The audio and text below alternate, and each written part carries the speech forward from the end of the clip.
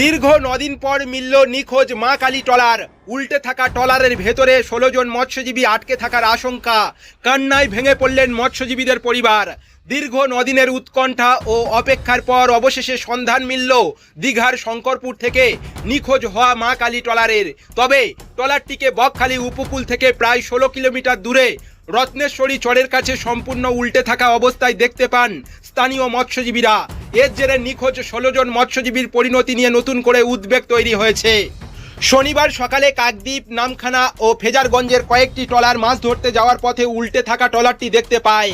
কাছে গিয়ে নাম দেখে নিশ্চিত হয়ে যায় সেটি পূর্ব মেদিনীপুরের শঙ্করপুরের মা কালী ট্রলার, যা 9 দিন আগে বঙ্গোপসাগরে নিখোঁজ হয়েছিল। তবে উত্তাল সমুদ্র এবং চরের অগভীর জলের কারণে ট্রলারটির কাছে পৌঁছানো সম্ভব হয়নি। এরপর ওয়্যারলেসের মাধ্যমে বিষয়টি মৎস্যজীবী সংগঠনগুলিকে জানানো হয়। খবর পেয়ে ট্রলারের মালিক ও নামখানায় পৌঁছান। ফেজারগঞ্জে কাকদ্বীপ ফিশারম্যান ওয়েলফেয়ার অ্যাসোসিয়েশনের সম্পাদক বিজন মাইতি সহ বিভিন্ন সংগঠনের প্রতিনিধিদের সঙ্গে জরুরি বৈঠক অনুষ্ঠিত হয়। মৎস্যজীবী সংগঠনের দাবি, প্রশাসন ও কোস্টগার্ডের সহযোগিতায় রবিবার উল্টে থাকা ট্রলারটিকে দড়ি দিয়ে টেনে লায়ালগঞ্জ বা ফেজারগঞ্জ মৎস্য বন্দরে আনার চেষ্টা করা হচ্ছে। ট্রলারটি উদ্ধার করে তল্লাশি চালানোর পরই নিখোঁজ 16 জন মৎস্যজীবীর প্রকৃত পরিণতি সম্পর্কে নিশ্চিত হওয়া যাবে। অন্যদিকে মৎস্যজীবীদের পরিবার কান্নায় ভেঙে পড়েছেন। এখন দেখার তাদের কিভাবে উদ্ধার করা যায়। তো আমরা বিকাল প্রায় 5টা সাড়ে 5টার দিকে যা তথ্য পেলাম, এটা সঠিক তথ্য, যেটা হচ্ছে ওই ট্রলারটা ডুবে গেছে, যেটা বকখালি থেকে প্রায় 16 কিলোমিটার দূরে আছে বঙ্গোপসাগরের দিকে। এটা রক্তেশ্বরী চর বলে একটা আছে, কাছাকাছি আছে। তো ওই ট্রলারটা যেহেতু ওখানে জলও কম, তো ওখানে আমাদের যেসব ট্রলারগুলো আছে মানে সেগুলো হচ্ছে ওখানে টেনে নিয়ে আসা সম্ভব হচ্ছে না। তো আমাদের আজকে রাত্রে একটা প্রোগ্রাম হচ্ছে, আগামীকাল সকালে হয়তো ওই ট্রলারটাকে টেনে আনার একটা ব্যবস্থা করা হবে। কোন জায়গায় টেনে আনার কোনো ওটা আমরা যেটা নেয়ার হয়, যেটা হচ্ছে লালগঞ্জ হতে পারে বা ফেজারগঞ্জ হতে পারে, যেটা খুব কাছাকাছি হবে আমরা সেই জায়গায় টেনে আনবো। হ্যাঁ, সেটা আমরাও সোশ্যাল মিডিয়াতে দেখেছি যে ওই ট্রলারটাকে নাকি টেনে আনা হচ্ছে, সমস্ত ফিশারম্যানরা সুরক্ষিত আছে। তো এই খবরটা সঠিক নয়।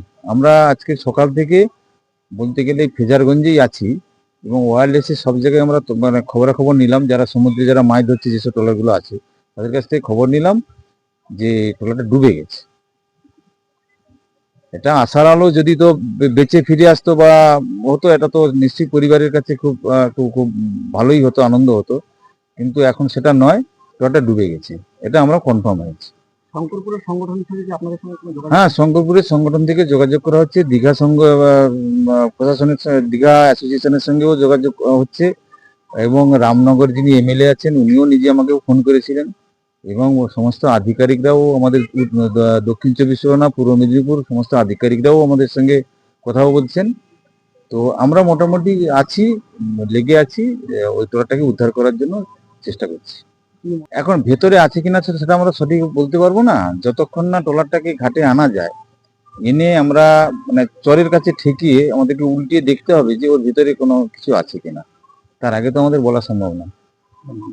বিজন মাইতি, সম্পাদক, কাকদ্বীপ ফিশারম্যান ওয়েলফেয়ার অ্যাসোসিয়েশন। কতজন পরিবারের এরকম গেছে? 16 জন ফ্যামিলি। 7 দিন 8 দিন হয়ে গেল তাদের নিখোঁজ। যদি মুখ্যমন্ত্রী কত আবেদন, কোন জাহাজ বা প্লেন করে যদি ব্যবস্থা নেই, আমরা কি করব? 7-8 দিন জলপথ, খবর দেখো নেই মুখ্যমন্ত্রী। এইটাই আমাদের আবেদন। 8 দিন হয়ে গেল, একদিন নয় আর 8 দিন। এরাই কি পরিবারে একমাত্র ইনকামশীল ছিলেন? এরাই এরাই ছিল একমাত্র ইনকামশীল। তার উপরে আমাদের ফ্যামিলি চলে নির্ভরশীল। আমরা কি করবো? তাদের সঙ্গে যোগাযোগ নেই, কিছু নেই।